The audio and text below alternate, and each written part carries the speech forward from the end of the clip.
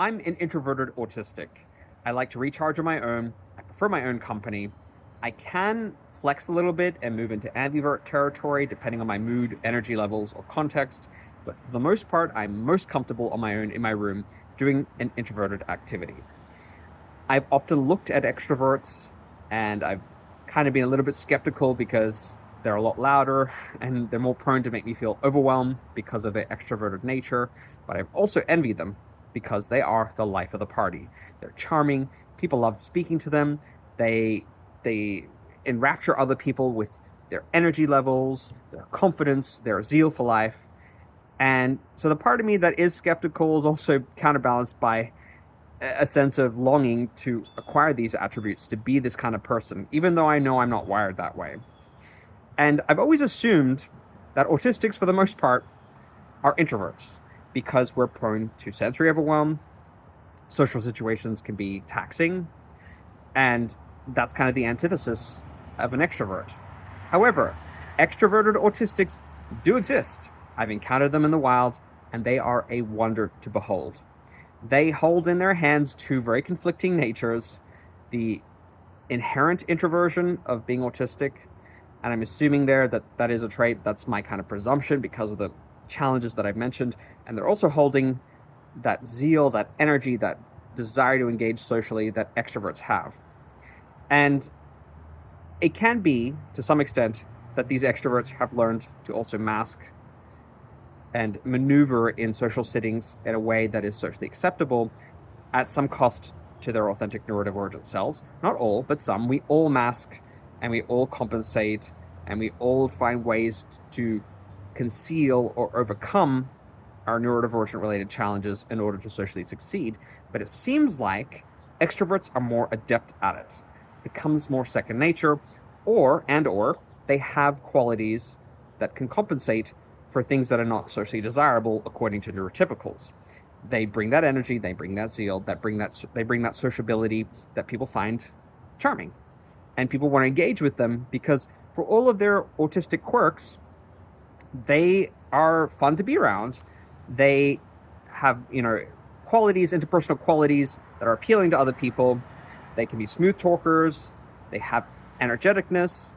They want to engage and they pursue social relationships and they put themselves out there, and that makes them automatically, in the view of society as a whole, because we live in a society that values extroverts often above introverts, makes them highly desirable in great company. I'm sure there are challenges associated with being neurodivergent that can kind of counteract the inherent appeal of the extroversion.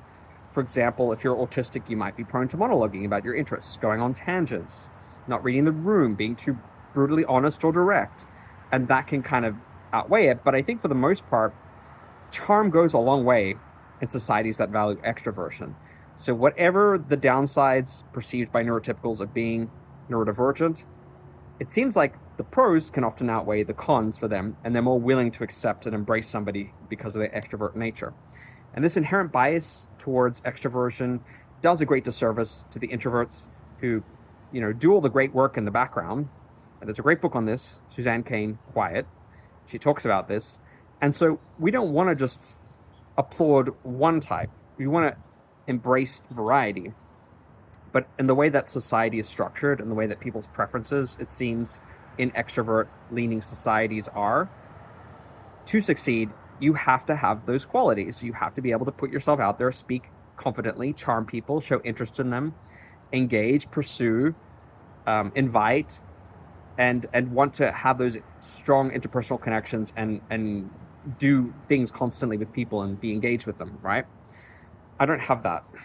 I have a limited social battery.